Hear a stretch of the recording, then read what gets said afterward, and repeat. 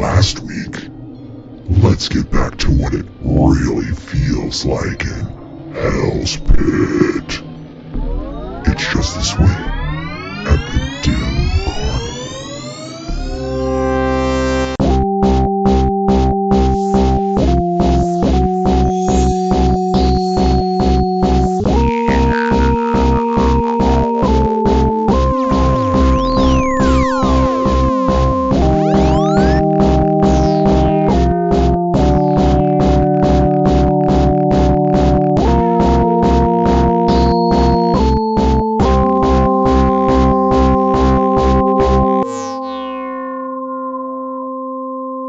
What's up, everybody? Welcome back to the Dim Carnival. I'm Bill.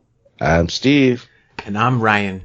Gotta be fully honest, I don't remember how I used to open the show, but that's close enough, right? I think it was exactly like that. Yeah, you got it. Alright, cool. If I was able to copy it from memory when we did a few of them without you, yeah. You're right. Cool, homie. Well, this week we're back on Hell's Pit, back on that wicked shit, and we're talking about the tracks 10 through 13, not 10 through 11, 10 through 13, which is 24, Burning Up, Sedatives, and In My Room.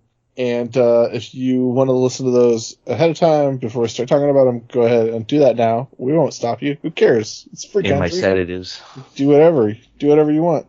I do want to also point out, like, I had not. I'm only like 3 years late on this, but there are a couple of really, really cool 20-ish minute documentaries that are extremely well made on YouTube, and they're called American Juggalo and American Juggalo 2. American Juggalo 2 is really great. It's about this guy whose name is Les Legs, who's in a wheelchair, and he's a big-time juggalo who lives in Amish country, and they're like, these documentaries are really cool, and they're just so fantastically shot and edited and produced, and just really high quality stuff. So go check them out. Maybe they're made by an awful person. I don't know. Who knows? In this economy, who knows anymore? But what were the names again, Bill? They're called American Juggalo and American Juggalo 2. Oh, that's easy to remember. Yeah, pretty easy. Didn't you say there were 3? Well, I don't think I did, but if I did, I apologize. Maybe there's 3. It's been 3 years since they came out. So maybe there's like 9, but I've only seen the 2 recommended on YouTube. But what did you think, Ryan? Oh, I don't think anything. I do think, though, if there is a third, it's probably American Juggalo 3. So you could probably find it. Possibly, yeah. In fact, you could probably put any number after that. It exists. It gets a little tricky because American Juggalo 2 has Eliza Dushku in it. So, oh wait, no, it's Mila Kunis. Fuck, I fucked it up. God damn it. Never mind. It's an American Psycho 2 joke, guys. Oh, I get it. I didn't get it until you said I didn't get it until you said that, yeah. God damn it. I fucked it up because I said Eliza Dushku, but she's actually, I would put her above Mila Kunis. I don't know where your guys' preference in acting ability of these two women lies, but Eliza Dushku was in Forgetting Sarah Marshall, so she automatically wins, right? She wasn't. That was Mila Kunis. But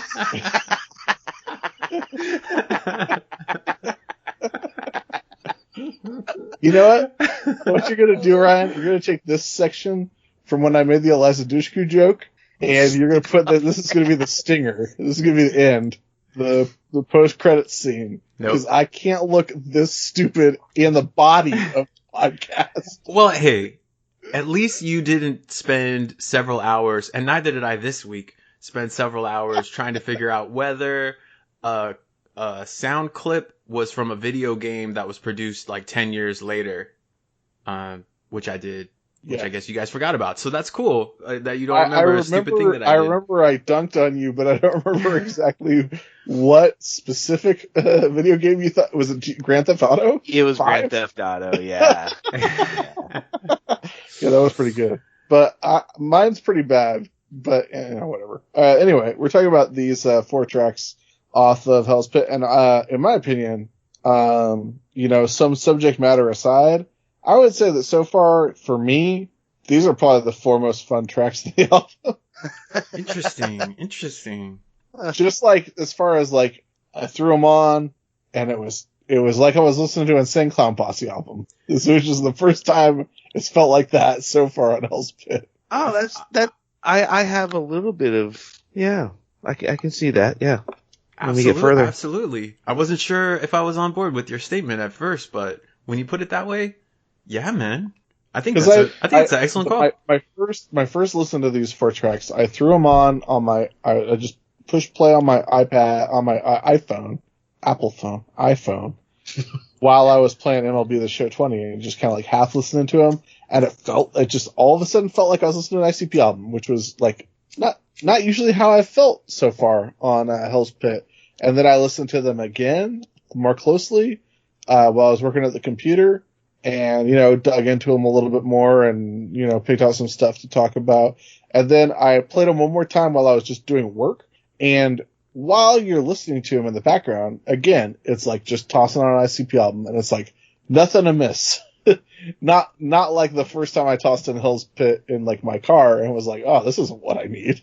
That's interesting, because I remember I have this distinct memory when I first started listening to Hell's Pit. I pulled up the Wikipedia page and I looked at the track listing to see who produced each track. It's one of the first things that I do when we start a new album. And I looked at it and I was like, oh, we got Mike P, we got Fritz the Cat, we got Esham and ICP, we got Esham tracks. Like, there's all kinds of different people producing stuff on this record. But what I didn't really realize, even looking at it, was that Fritz the Cat is only in the first couple tracks. And basically the rest of the album is Mike P or Esham and Violent J.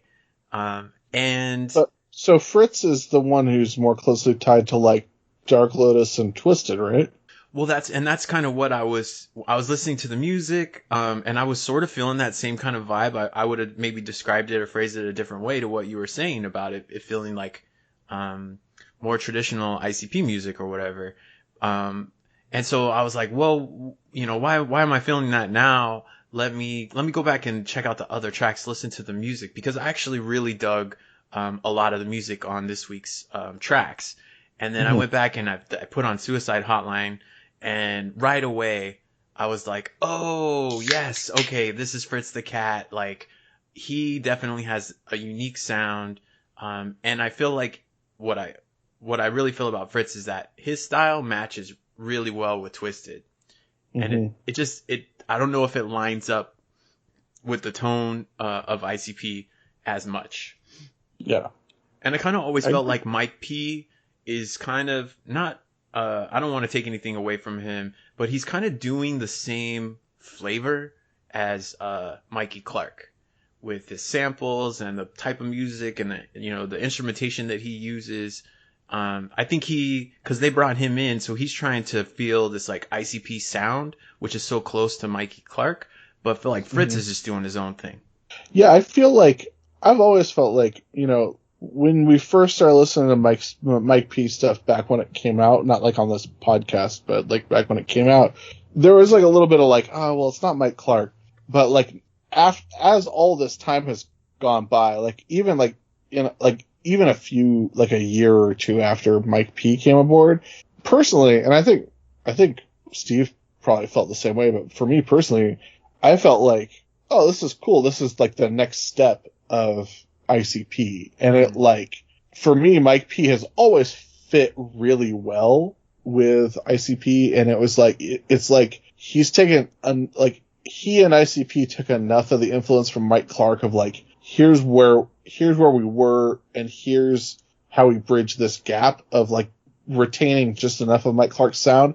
But then Mike P, like, maybe it got a little poppier, maybe it got a little, slicker or whatever. But I just felt like at the time, like when Mikey Clark left, Mike P was like the right producer for them at that time. He was the right songwriter. He moved them forward to just what felt like a natural next step.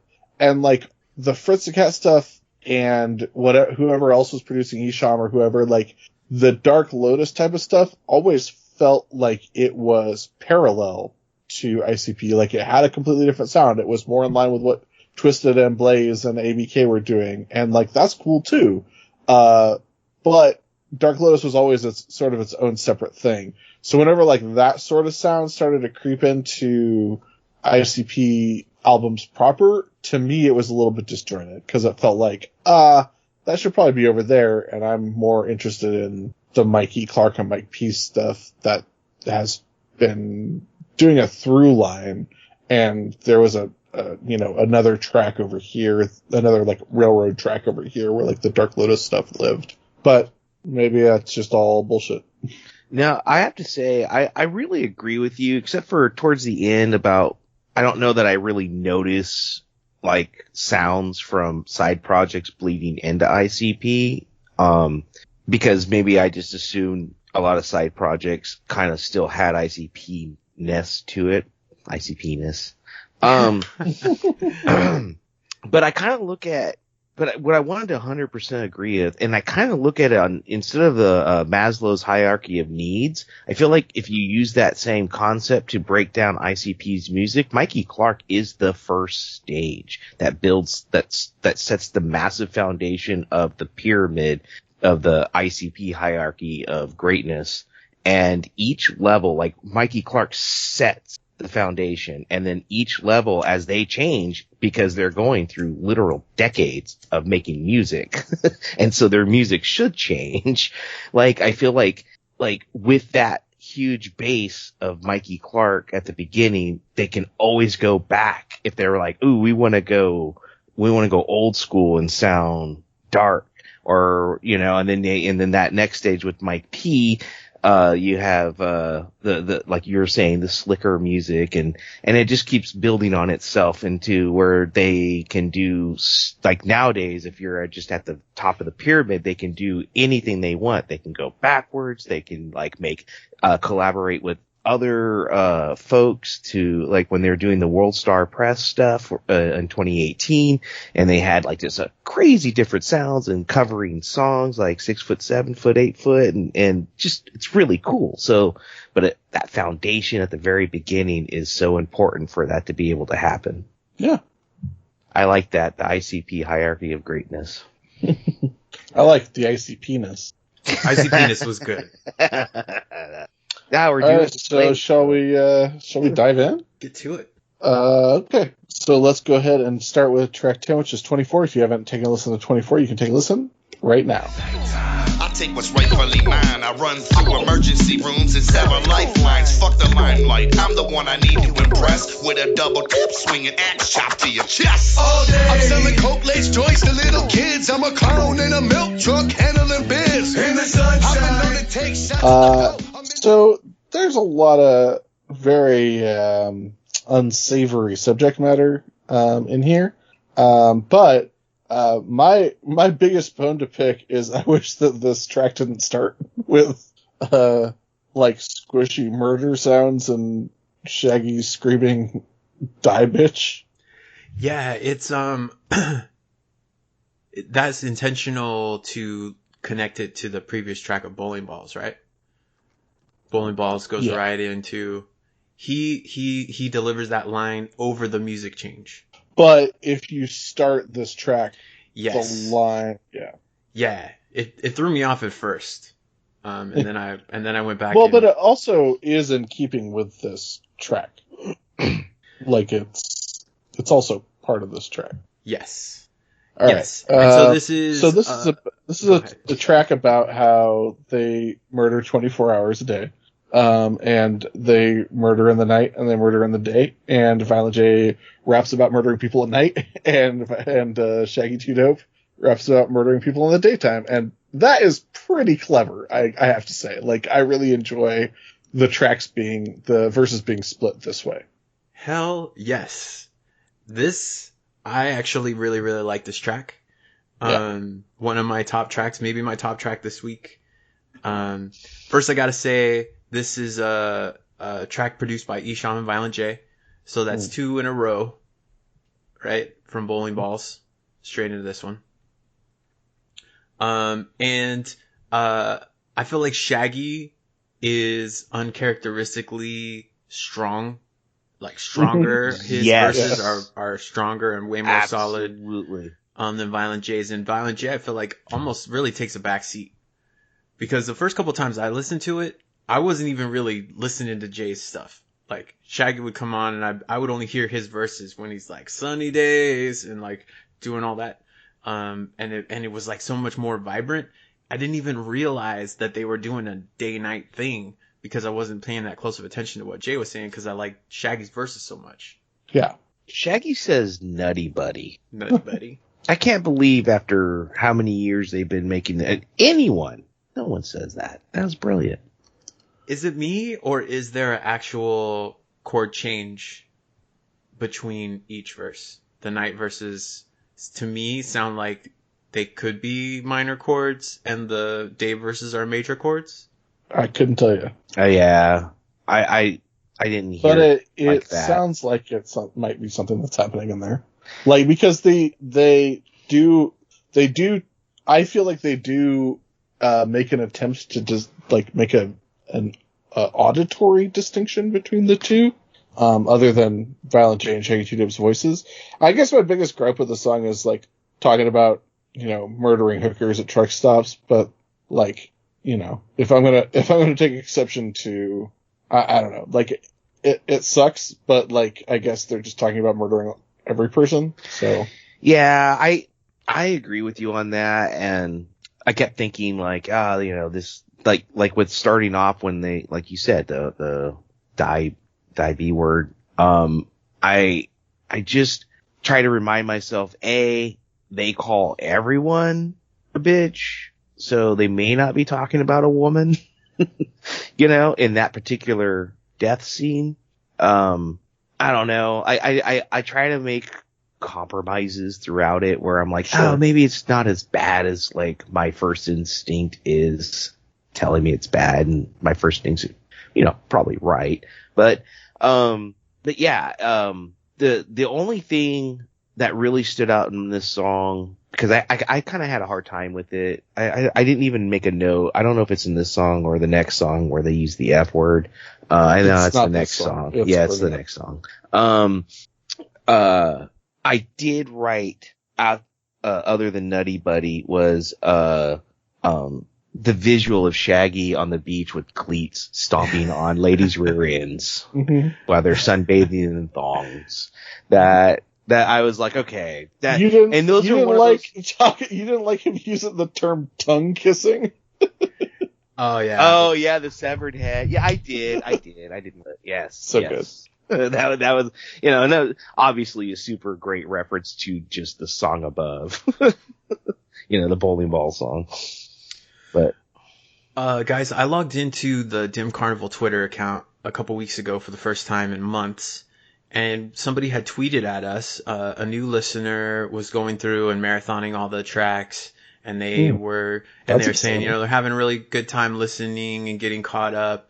But then they asked why we make a distinction when ICP raps violence specifically toward women versus why we make a distinction between that and when they're just general violence against, Because there's a difference. general folks. Yeah, and so I basically said, well, it's because of sexism, but but yeah, I wanted to just like make a statement on that. And I think we actually covered this. I believe it might have been Bill or Steve, one of you guys, who explicitly said that generalized violence is it's not directed at anybody, and if you're just killing, then it makes it more like a movie or something. And not to say that people aren't affected by generalized violence, but domestic violence and specifically male violence against women is a real thing that is a prevalent and pervasive thing that a lot of women have to deal with. And so when you talk about violence that appears in movies and stuff of just killing, not a lot of people, I don't know, this is just my impression of it. This is what I was thinking, that not a lot of people are directly affected by that. And it doesn't have, it's not a like hidden, underlying thing. It's recognized as bad and people shame it for being bad. But a lot of the violence that's directed towards women and the imagery of violence that exists, it passes without any comment. And that's why it's important to continuously point it out. Well, I do also want to, that's all very well said, but I want to also go a little bit further, and people lose sight of the fact that, people lose sight of misogyny all the time, and the reason that they do is because everything about our language and our culture and our society is so ingrained for us to not think about women, or think about women second, or not think about women at all, or think about women as lesser than, because if you say like people, or if you say like I stabbed somebody, you're going to think of a man, and more often than not, you're going to think of a man. ICP is a little bit rare in that when they talk about stabbing people, they're generally always gendering it. Like, I stabbed a judge, I stabbed him in his neck, whatever. But sometimes, like Violent J saying, I stab people is a general thing that could be amusing because it's irony, and it's a sardonic look at whatever, and, the music combined with his voice or whatever. Like, I stab people is just whatever. He stabs people, but you'll generally think of that as not people. You'll generally think of that as men.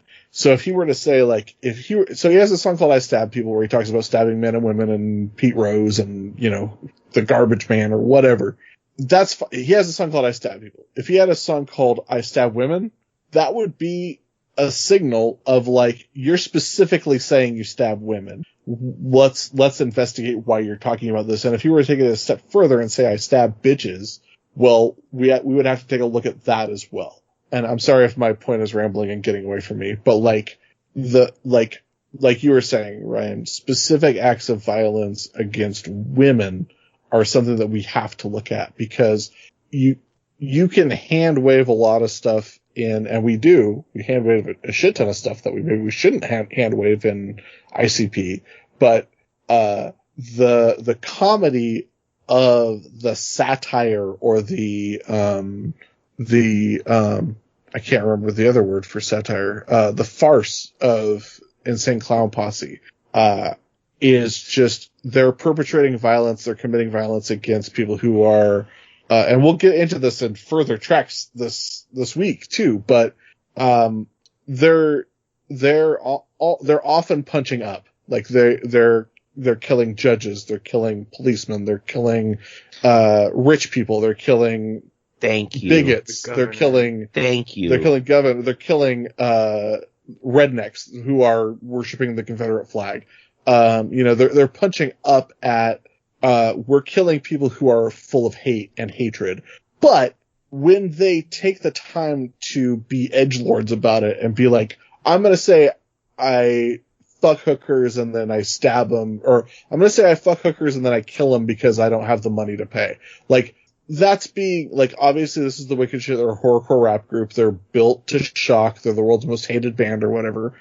But, like, there's a specific piece there of, like, why that's shocking. And, sex workers are murdered at such a higher rate than other people.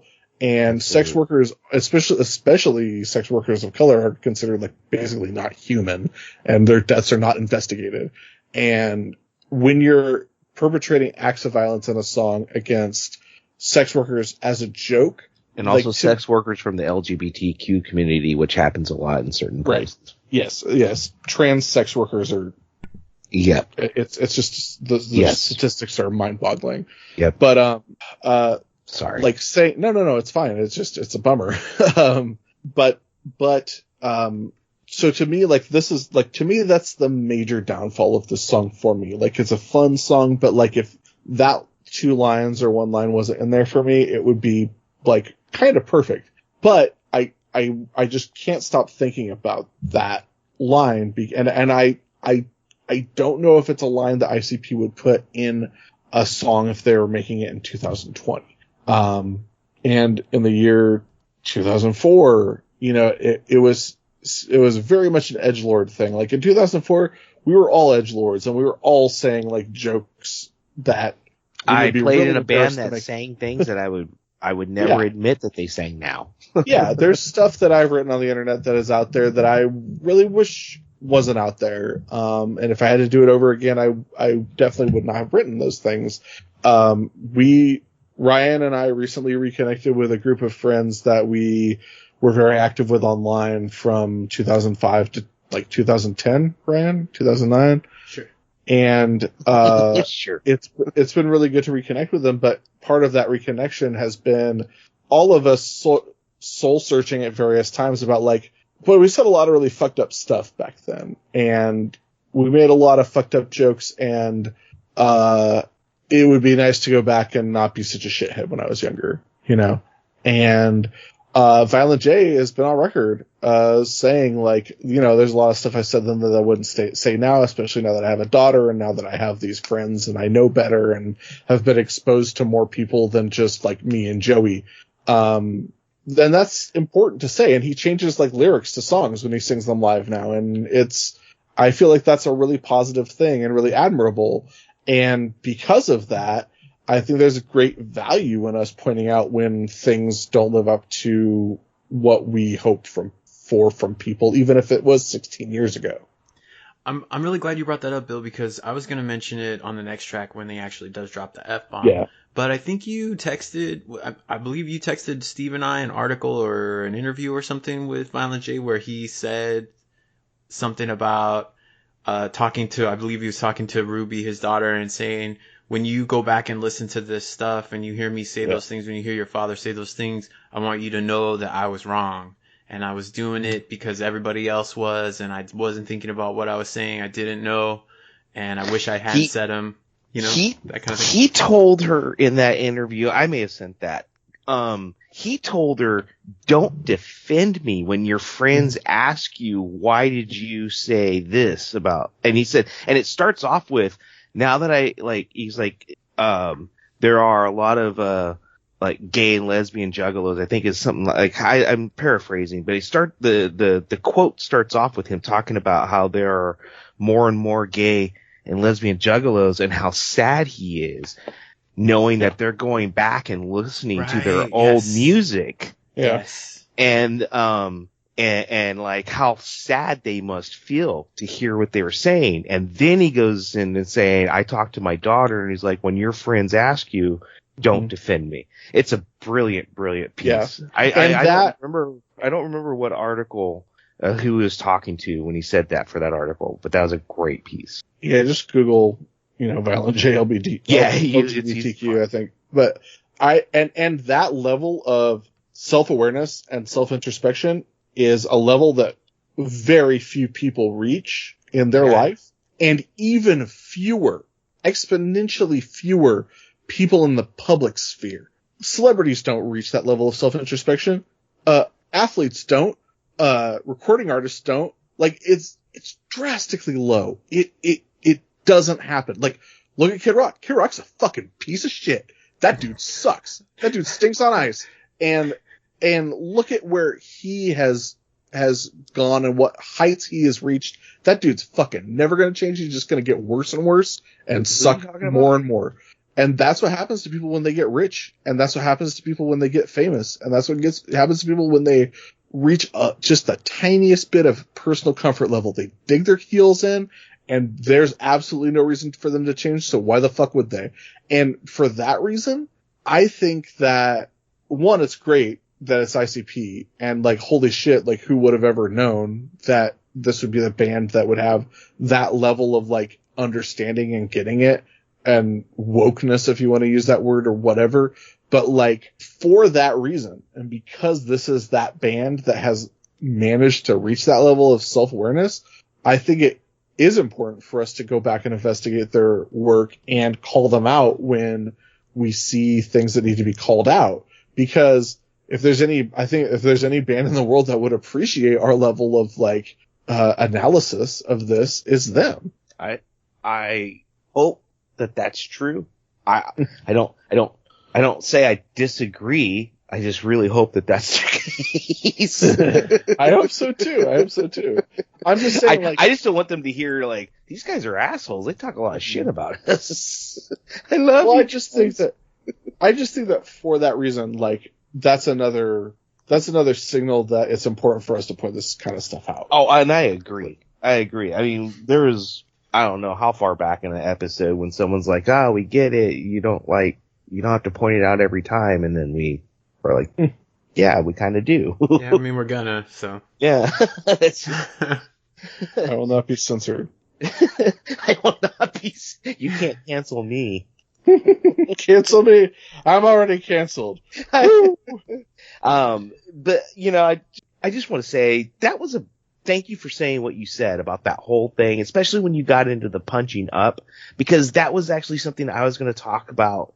And I'm not going to go in depth, but just when they talk about like the difference between overall horror movie style, murder and then, or not even horror movie, just that concept versus specifically women. One is, like you said, punching up, especially because they're going after racists and judges and all this injustice. And it's always punching down when it's killing women. Yeah. And you know, and it's not even just, and every once in a while a song might just be, yeah, I'm a crazy crack addict and I'm like totally victimizing this woman. But most of the songs where they're killing women, they're justifying it with some type of thing they did, like they cheated or, you know, whatever. They farted when they were having sex. I don't know. There's always some kind of excuse. So it's not even horror movie-esque at that point. Well, it's almost like an ownership thing, like this thing that I possess, like didn't do what I wanted it to, and that's why. Yeah. So you didn't ramble. I thought that was brilliant, and thank you for saying that, because you really said what I felt like a genius, and I would have said it, and I would have pooped my pants. So thank you. Before we move on to the next track, I just want to talk about the brilliance of knocking out a mailman on the grass and then burning holes in his face with the magnifying glass. That was good. Also, oh man, Ryan, you were talking about how Shaggy was on point. This song, that whole fucking verse is unbelievable because, dude, just the line "in the sunshine, I've been known to take shots at the Pope" is fucking incredible. The way, like, his delivery of it, oh my god, it's so good. I completely agree. I really love that whole verse when he's from driving a milk truck to the magnifying glass, everything. It's just super, super strong. And the production, some kid and his dad pipeline. Yeah. It's so good. There actually are some musical changes between the two, if I remember correctly. In Jay's verses, there's kind of like a chorusy, kind of singing in the background or whatever. Yeah. The other highlight to me of the track was the "Blame It on the Moonlight" or "Blame It on the Boogie." I shot the motherfucking sheriff and his deputy rookie. Yes. Because they do a sing song for the "Blame It on the Moonlight" or "Blame It on the Boogie." Right. And then on the Shaggy verses, there's like this funky bass that comes up and makes the whole thing like a lot brighter and bouncier. Yeah. Yep. Really great production on this track. I dug it. I love this song is really good apart from the thing that takes me out of it. It is a bummer. This song is 2 minutes and 16 seconds long. So when I listened to this on the couch for the first time, I thought this and the next track were one song. Yeah. Because they just continue. Like there's no break. Actually, and I think all the tracks bleed together this week. There's no hard delineation between any of the tracks. But I wish this song was longer. I could have gone for more, talking about killing in the day and the night and all that stuff. I would have been into it. All right. So, is there anything further to say about 20 Foe? Oh my god, I wrote a book. Oh yeah? No, I'm done. Ryan? No, loved it. I wish it was longer. 2 minutes 16 was not enough for me. Well, it is longer because it's also the next song. So if you haven't listened to track 11, Burning Up, go ahead and take a listen right now. Children in his laptop, take your spot and hang out cause it's crowded in hell. You in the belly of the beast, now it was heaven in jail. And don't try to make no friends cause don't nobody got no tongues. If the witch look your way, somehow it crushes your lungs. This is a song about how people earn their spot in hell and what happens to them once they get to hell. And a couple things that I want to take issue with in this song. the big one, which we'll get to, but one right off the top while we're on the subject of misogyny. Guys, I don't know how you feel about Sandra. So the first verse of Violent J is reading a list of people by name who did bad things, and that's why they're in hell.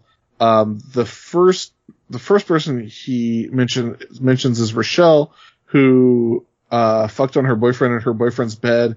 I don't really think that's worth going to hell for, but like there's a lot of stuff that is like Crazy Carlos, who hit his woman and possibly killed her, and John, like the saddest part is Jonathan, who was beaten as a child and promised he would never perpetuate the cycle of violence, but does the same to his kid, and that's a huge bummer.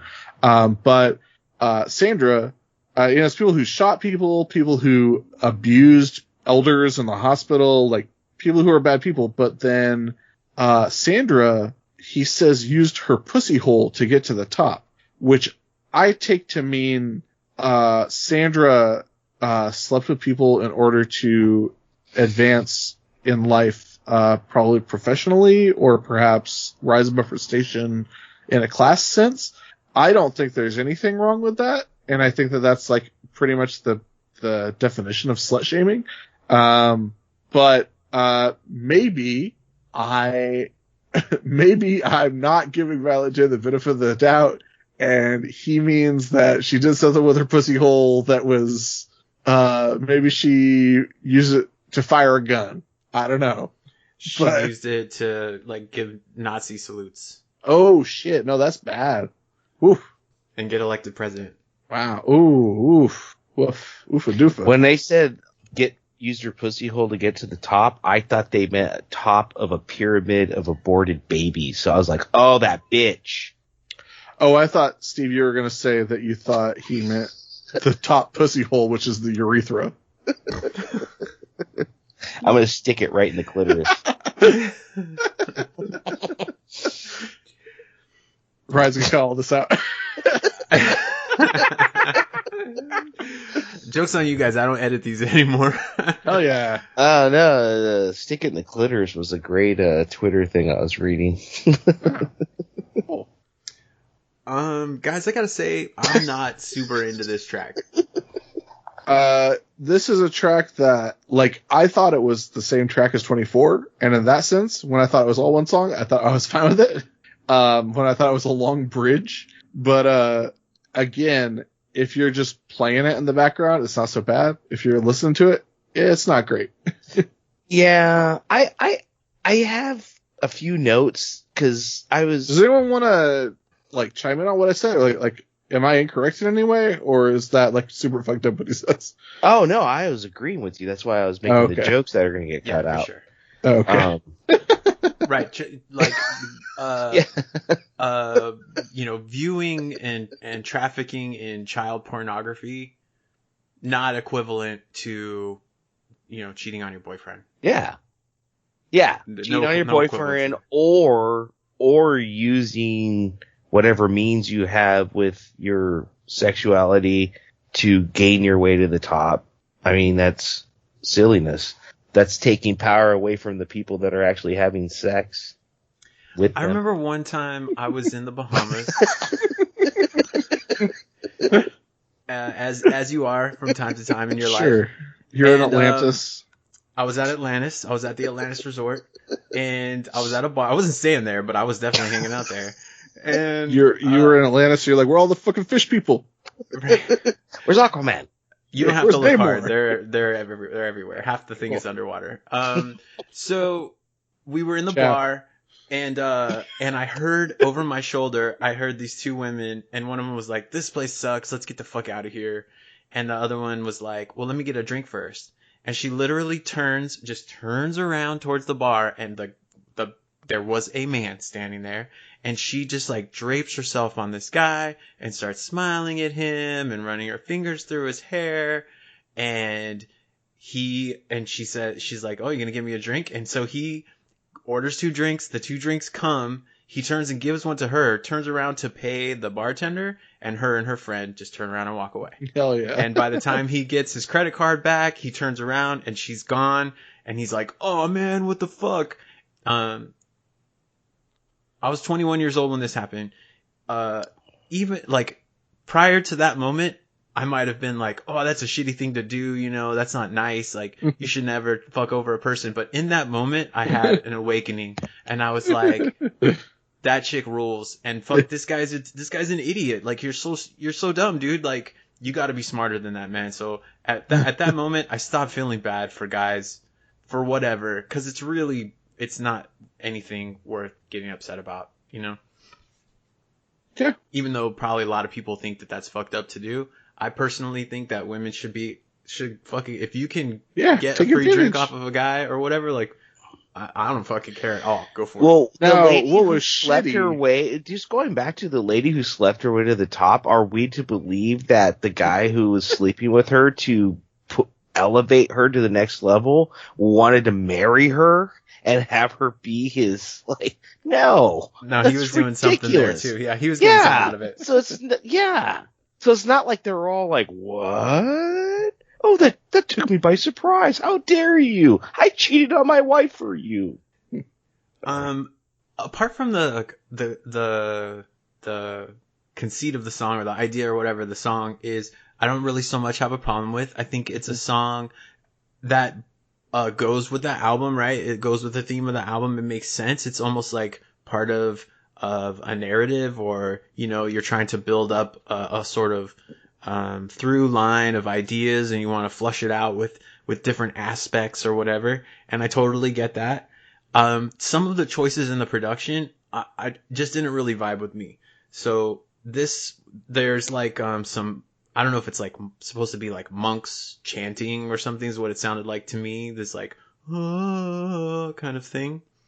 Which I just didn't really like. And then Violent J, his whole delivery, he's like very monotone through the whole thing, and he just does this low growl, and it just sounds like da da da da. This is the one where he doubles his voice to make it lower, right? There's one of the tracks on the. He's got a super low voice in my room. Okay, because one of the back 8 tracks on this album, he does a low voice the whole time and then doubles it with a lower voice so that it's very rumbly. Yeah. Well, I lost track of what I was going to say because I did want to point out a couple things about this song that aren't necessarily negative. I thought since you were talking about the music, I thought the song actually reminds me of a song off of Violent J's solo album, The Shining. I'm pretty sure it's off that one. I Get Mad. Mm-hmm. I don't know if you guys are familiar with that song, I Get Mad, but no. I love that song. It's actually a great song. And this song, the music kind of has that tempo droning and the way the vocals go with it. Except I Get Mad is awesome and hilarious to me and a better song. And I feel like when he made, like, I don't know that he tried to remake this song with I Get Mad, but he unintentionally did and made the song infinitely better. So that was one thing I wanted to say about this song. And that was kind of what I liked, because just hearing the song, I was like, I didn't even make the connection at first. I was like, I don't know why I like this song, but I feel like I've heard this song before and I really dig it. And I'm like, I don't like these lyrics. This is really awful. But then that finally clicked in. And the other thing was when I was dissecting the words, I appreciated what he was trying to do with like giving it why people were going to hell. And that was a great attempt. Obviously major fails. But there was one particular thing that he says throughout the song, and I can't remember even exactly where it is in the song, but he talks about, even though there's like tons of people in hell, even like judges, their cohorts, tons of them. But one, no one can communicate each other because they don't have tongues. But part of the other part was like, you're alone in hell. So for your perspective and this is what the song is saying, in your perspective, don't expect to be like seeing other people. You're there alone, even though you may have like 1 million people pushed up against you. If there's actual space problem, you're alone. And I thought that was brilliant because it made me think of something that, being raised evangelical, that, you know, Bill and I, we've talked about a lot, is the worst part of hell is not necessarily just the fiery torment or whatever thing you can imagine a demon might do to you. It's the eternal separation of God. That is the real punishment of hell. Never being able to commune with God, eternal separation from God. In the Bible, it's even, I think in Book of Revelation, it's even called the second death. And so I feel like Violent J kind of encapsulated that a little bit with some of his rhymes in this song. And I just wanted to like, I think the second verse is really good and really, is the most on theme about here's what's going to happen to you. And like some of the stuff in there is super good. Like talking about like 7 demons in your ear, like tricking you into thinking that you're getting better, and they'll talk you into pulling your intestines out, and like that stuff's all really good. And also he talks about, we're going to see a pterodactyl swoop through the caverns of hell. Like that rules. Like that. Yeah. That was one of my notes. Dinosaurs in hell. Middle verse is terrific. You're the only one around butt naked, bloody and bleeding. Like it's very, very, very good. But let's go ahead and talk. The other thing I liked, the other thing I liked other than that is the beginning of the third verse where he talks about like how there's just, hell is just overrun with judges because like they suck. Judges are the worst. And like the Bible says, like judge not lest you be judged yourselves, and like where you think the judges are going to go. Anyway, so let's talk about the gay slur. It's in the final verse. It says, Hell's pit got some fire for you gay slurs with hate. And now clearly, I think it's pretty clear that what he's doing here is he's trying to do some wordplay, and he's not actually talking about gay people. He's saying it's about people with hate, and he's using the word as the word was used circa 2004, like the word gay was used to mean lame or whack or whatever. I feel like that's what he's trying to do. Maybe I'm wrong there, but I think saying gay slur with hate, like I think he's pretty clearly not saying literally it's gay people, but am I wrong? Like, no, I thought that as well. Yeah. Okay. I agree. So it's not as so technically his use of the gay slur is nowhere near as bad as it could be, but it's a bummer that it's there at all. It reminded me of them just trying to be like that. There's that whole, I don't know what season, but there's a episode in South Park where they're trying to justify using the F word, where they make it where they're calling bikers because they're revving their Harleys, and everyone keeps calling them the F word, and they're like, we're not F words, and you know what I mean? So like, I know, and they're trying to make a point. The word doesn't mean that anymore. We've like mean it, and it's just not true. It's not true. And I feel like that's what they were trying to do, which goes all the way back to his quote being like, yeah, no, we were still wrong. You know? I, for one, am shocked that South Park would try to pay lip service to a tired libertarian talking point. Oh, you jest. A lot of different people in hell.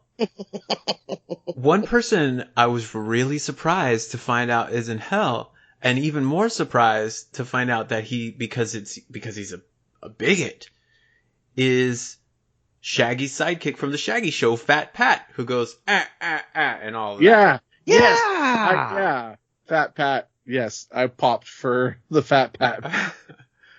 Who knew? I mean, he must have been secretly a bigot the whole time. Yeah. Good call. I heard that, and yeah. All right. That was my main note for the whole. Great point. the whole track. Time to move on. Correct. I think I'm ready to go. Dinosaurs in hell. All right. Dinosaurs in hell. My favorite swat cats. Dinosaurs episode. Yeah. Not the daddy. Not the mama. Whatever. Okay. Well, let's talk about the next track, which is Sedatives. And if you haven't listened to Sedatives, go ahead and take a listen right now. I'm an accident, human malfunction at best. And I'm looking at a scalpel digging into your chest. If I could only move with them sedatives. You know they're saving your life, them sedatives. Some of these other patients are strong as hell. Suffocating one creep took me long as hell, but I took his sedatives. Well, I thought they were sedatives, but they were only meditives. Like fake pain, call them over and play dead. Yank a fist full of hair out the nurse lady's head. High on sedatives again. Put me in a tiny place, chin strap muzzle over my face. I threw a guy off the roof. First day they admitted me I was sedated, and that's when it hit me. The only time I'm at peace is when I ain't even there. God, tell me why the fuck am I here? All right, well, I hope you guys listen to Sedatives and not Meditives. I don't know what a meditive is. It's great. I don't know what suffocating people is.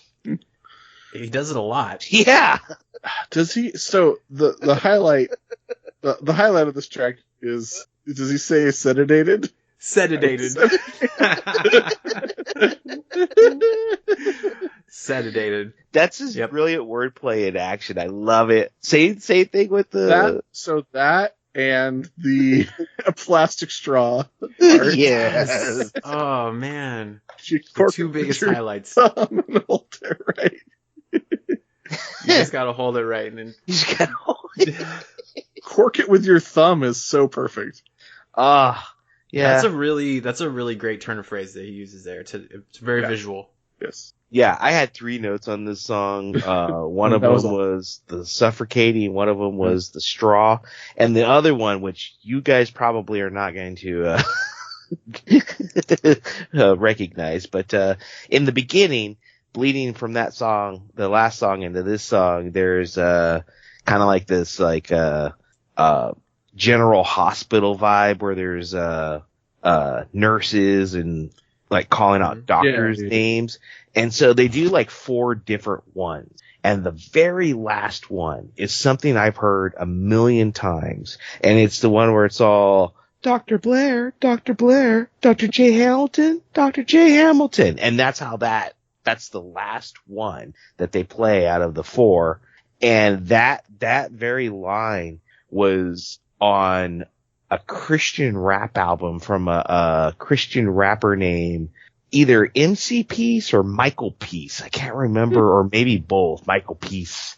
And he was an African American fellow, and the album came out in like 1988, and he was a fine rapper. And it was so corny, over the top evangelical Christian doctrine wrapped up in this rap music that was bad, but kind of good still. Like, I don't know. Like, he wasn't the worst rapper. Okay, so I don't know if Ryan has some information here. Yeah. Well, that's for No, go ahead. I mean, I got a couple of things to say, but yeah, go for it, man. No, about specifically the soundbite that Steve's talking about. I'm not familiar with it. Yeah, no, I didn't hear it. Okay, so I just Googled it as Steve was talking about it. Apparently, the Dr. Davis telephone, please, Dr. Blair, Dr. Blair, Dr. J. Hamilton, Dr. J. Hamilton, was perhaps first famously heard on a Queensryche track on Operation Mindcrime in 1988. It was also used in at least one episode of The Cosby Show. It's possible that it first appeared. It was also in an episode of not the current Flash TV show, or I think that just ended, but the very short-lived 90s Flash TV show. Yeah, I remember that show. Yeah. So it seems as though it was a generic hospital sound on like an office sound CD, but like a sound effect CD. Yeah. Yeah, but like they didn't really have open source libraries in the 80s, but they did have like these I'm sure they had sound libraries like the Wilhelm Scream, etc. But like this is a stock thing, and it's probably fair use. So like people just kept using it. So at least in the 1980s it was used. So there you go, Steve. Amazing. Michael Peace. I'm gonna look up Michael Peace. Maybe you'll get to hear a little Michael Peace as a stinger of this episode if you want to hang out after the theme song. I hope so. That's especially He is risen. He's a good rapper though, for reals. I'm glad you mentioned the hospital intro because I felt like for a 3-minute long song, it has a rather long hospital intro. It just kind of keeps going until the music starts. The main note that I made about this track is that it has all of the pieces of a song that I feel like I should really like. The concept is fine. The music is the kind of music that I really generally like. It's like really atmospheric. To me, it's really evocative of like a horror movie score. And I really, really like the music. Something about it just like doesn't come together for me. And I feel like I've said that before about this album and maybe, and tried to attribute it to them talking about how they weren't super motivated to make this record, that it just wasn't in the headspace that they were in. And that could maybe have made it makes it feel like maybe a little bit formulaic or whatever, like they know how to make the pieces, they know how to put it together, but maybe their heart's just not in it or something. Yeah. I feel you on that. Yeah. I'm reading into it a lot, but like I think that there's nothing wrong with this song, and it's like fun enough, and it's got a lot of really like we just pointed out, it's got a lot of really delicious tasting nuggets in here. A lot of meaty morsels, but overall, it's not like something that you're probably going to go seek out. Like there's nothing really to it, but that's not necessarily a bad thing. Like it's again like a classic ICP, but like not 100% like motivated. I feel like Hell's Pit is equivalent to Hasbro's 1989-90 G.I. Joe toy line. Mm-hmm. It has the things that you recognize and like, but you're just like, it's garbage. Is that like when Cobra Commando's in the armor? I don't know. They have like after the 80s, it really neon, everything's like neon lime everything's green, and like they went from 80s ninjas to like late 80s, early 90s super ninja. Well, like when the rest of the States went away from Ninja Force, like GI. Yes, exactly. Ninja Force. Yeah. So, well, I will say, yes, the toy line got really whack, and there's a lot of really bad stuff in there, like Hardball, the baseball G.I. Joe. Or, that guy ruled, dude. Oh yeah, it's true. But the hypnotize Cobra, who was an owl man. Like it's like the only like when you go into the thrifty and look at the G.I. Joes, it's just like 9 of the owl man, and then like, well, I guess I'll get a Visionaries. Hey, that guy had a little cape thing. He did have a little cape thing, but I instead got Big Boa, who was the guy who had a helmet and boxing gloves. I got him too. And a punching bag for some reason, you guys know that was supposed to be the Sylvester Stallone Rocky G.I. Joe, right? Yeah. Oh no. Yeah. Yes. They just put a helmet. I watched those videos on YouTube. Yes, sir. Wow, I had no idea. Anywho, I will say, the G.I. Joe line. It's because the Rambo Force of Freedom toys that they wouldn't release it. Yeah, those Force of Freedom toys fucking rule. Like they're I had a bunch of them. Toys. They're absolutely the best toys of a show I never once saw a single episode of. But they saw that. Oh, that was good shit. They didn't show it. Well, I didn't know. I saw it. I saw it on Fox as a kid. Or it was like all canceled by the time I started getting the toys. But like I saw the toys in a catalog, JCPenney catalog or something, and I got like almost all of them, or at least all of the first like 2 series of them, and they fucking rule those. Oh, they're nice toys. The actions man. Dude, they even were almost the same size as the taller action figure A-Team toys, so you could have like fucking Rambo hanging out with Mr. T or Face. They're a little bit bigger than the Turtles, but not like the Turtles are kind of small anyway. So they were tall. No, not Turtles. No, A-Team. I said. No, I know you said A-Team. I'm saying Turtle. Well, they were taller than He-Man too, but they were shorter than the like one-off Arnold Schwarzenegger action figure that came out for Commando, which is like the greatest fucking toy that ever came out that no one knows about. I wish I still had mine. Yeah, I wish I did too. You could take his pants off. Actually, I lost the pants a long time ago. It was just Sorry, like, wait.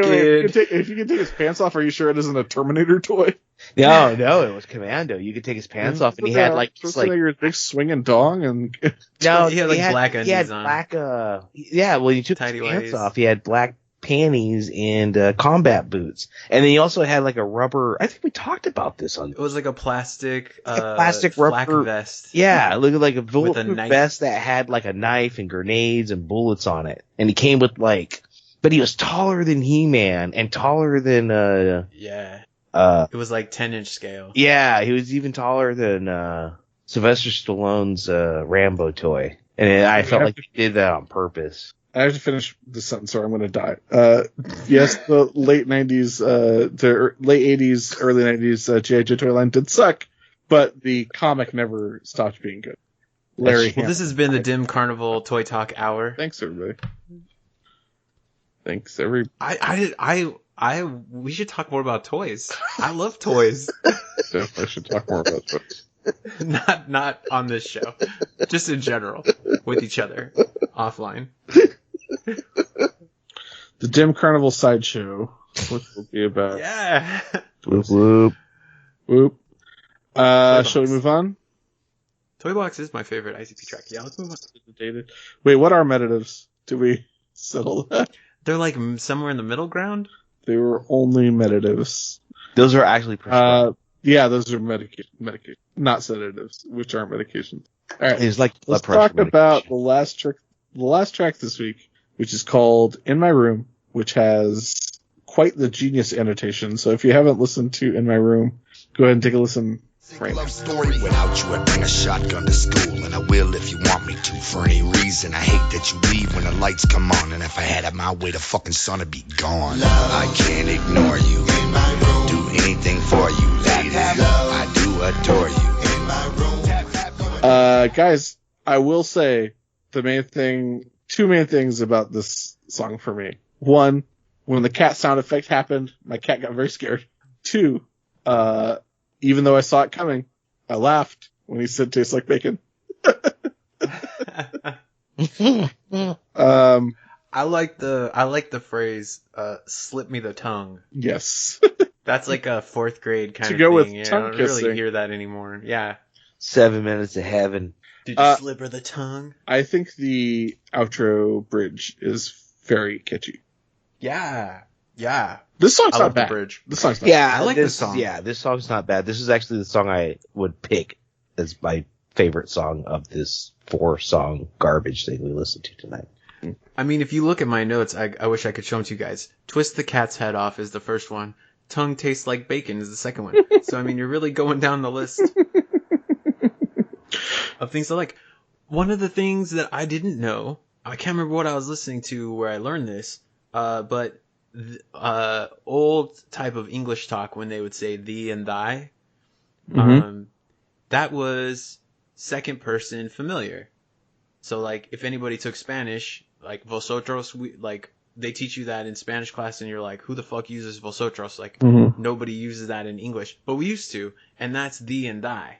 And so in Shangri-La, they're all these and thys and such.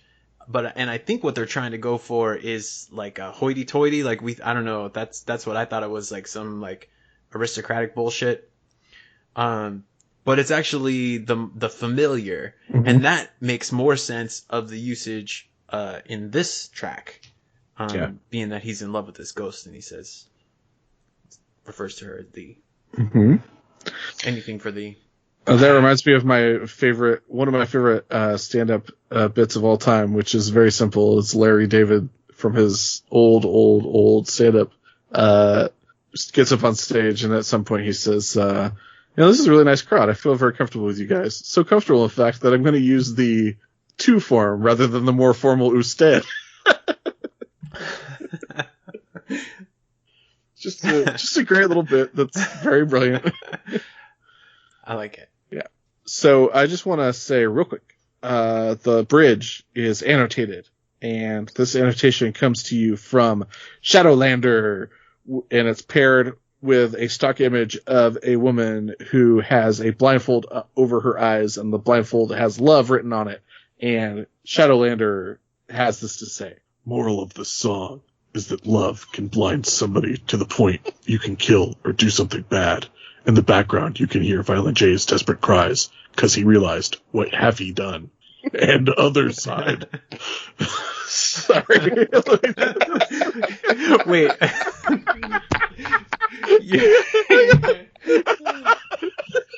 Okay, go ahead.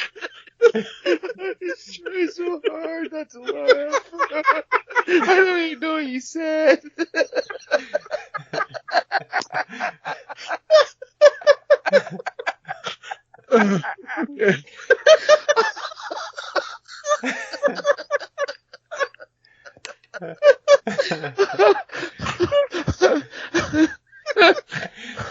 Oh my god. You can try to do that again, I'll mute myself. I heard you like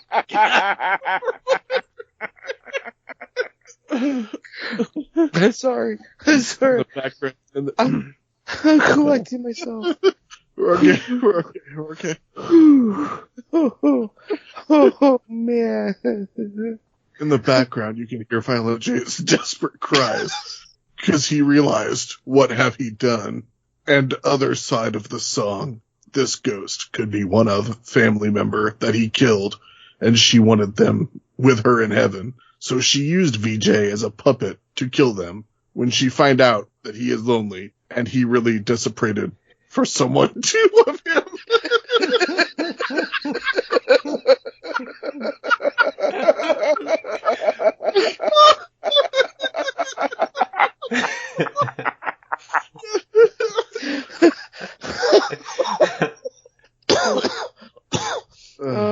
So yeah, there you have it, guys. That's Okay, but when you said Shadowlander, I was like, oh wait, I know Shadowlander.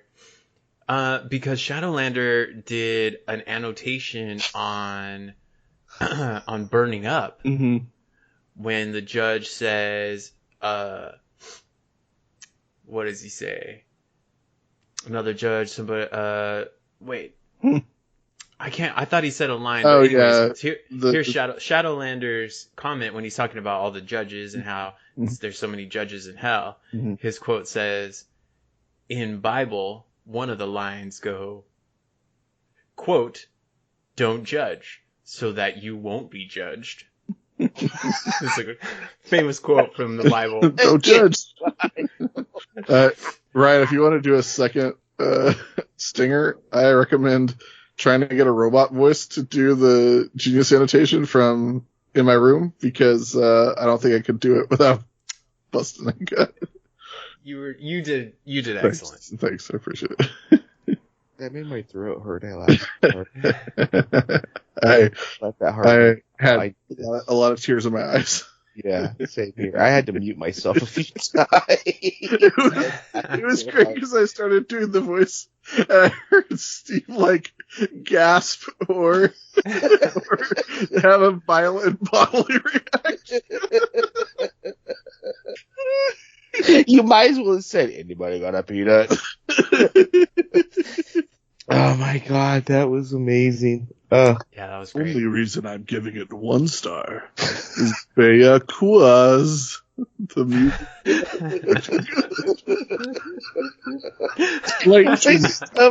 Explain to me. Explain to me is one of the best things that's ever happened on the internet. Damn it. Alright, I collected myself. I really love the tap tap. Yeah. In the hook and the bridge and how it's happening all over. I really love the way they set up the song. With when she's like tapping on the window and she's like, "Are you gonna let me in?" I think it's definitely the strongest, like conceptually and follow through the story, how it's all related, throughout the song is really, really great. I particularly love the whole murder verse when he Mm-hmm. goes and kills the whole family. Yeah. Every line is so good. Yeah, just super rad. I agree. Out of the 4 songs that we played tonight, I don't know if this was like my favorite as far as music wise or put together, but because I think the song that remind me of I Get Mad maybe be my favorite, like actual music and flow. But as far as interesting lyrics, this song actually engaged me a lot more with its storyline, and of course the whole, like, you know, like you said, the bacon stuff was great. But I liked when she gets scared off with the neighbor's son or neighbor's kid seeing her, and she disappeared. So then he goes, kills the family, and which leads into her never still coming back apparently. But he says, I don't think I wrote it down exactly, but he says, blows a bowl full of spaghetti outside of his head. I like how I had to put my glasses on. I was like following my finger, blows a bowl full of spaghetti out the side of his head. Oh, that imagery was amazing. Yeah. So this song was the most interesting. I don't know that, like I said, I don't know musically wise and put together, it was my favorite song, but like as far as the story and the lyrics and what kept me into it, this song was the best, and especially that line. All right, so I think we're agreed. Couple of hits, couple of misses this week. Yeah, I wish I had more to say about it, but it just was. We talked really, for really over good. an hour, Ryan. Oh, you mean this? I mean, yeah, this specific track. I feel like we talked a lot at the beginning, and then we kind of went real fast downhill, but just That's the way how that it it worked goes. out, you know? Yeah. Once you get me going. Yeah. But I feel like overall, this 4 songs pretty easy to go down. Like I said, it's the first time so far in Hell's Pit that's really felt like an ICP album, like this 4-song stretch. And again, if you're doing something else and put it on in the background, these 4 tracks, not bad overall. Can you say the same thing about the last 4? Nope. But we will talk about them next week. So for next time, make sure you listen to the last 4 tracks on Hell's Pit, which would be Manic Depressive, Angels Falling, Basshead Attack, and Real Underground, baby. Real Underground, baby. Whoop, whoop. All right, well, thanks for listening. It's been a lot of fun. Send us emails, dimcarnival@gmail.com. We love to hear from you, even if you're telling us that we suck and we're virtue signaling and white knighting and we suck. So, we know we suck. We know we suck. And check out Dim Carnival on Instagram. Check out the Dim Carnival YouTube page. Ryan, you want to tell some people about the YouTube page? I don't know what day it is when you're listening to I don't this, know what so- day it is ever. It's quarantine, baby. Right. But yeah, I think there's going to be, by the time you're hearing this, there's some stuff up there that you might want to check out. Hell yeah. I'll It's leave it great. at that. Ryan's been doing awesome stuff, is what I'm Just saying. And, maybe he's very check talented. it out. Just maybe check it out. And thanks to everybody for everything. And no thanks to some people for some stuff. You know who the fuck you are. All right. Thanks to everybody for listening. We love you, and stay well. We hope you're staying safe. We hope you're wearing a mask, washing your hands.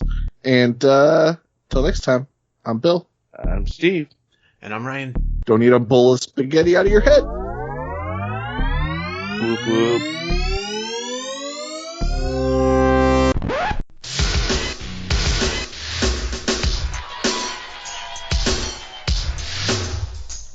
I'm gonna rock it right. I'm gonna rock it right. Everybody listen up to what I've got to say, cause this might be your very last day on this earth. Your life may come to an end, in heaven or hell, where are you gonna spend it? You're gonna spend it, y'all.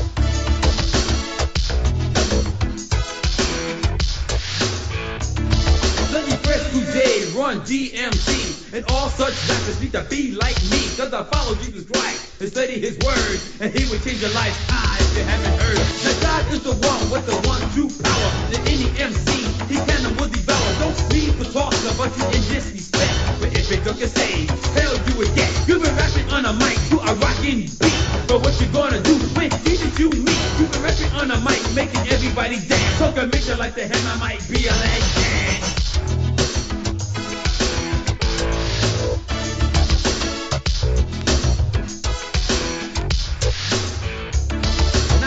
That I rap about and make you laugh. But on Judgment Day, we're gonna see your past. God's gonna judge all the people alive and dead. The curses, the drugs, the sex and bed. He's watching your life every single day. So get on your knees, cause you need to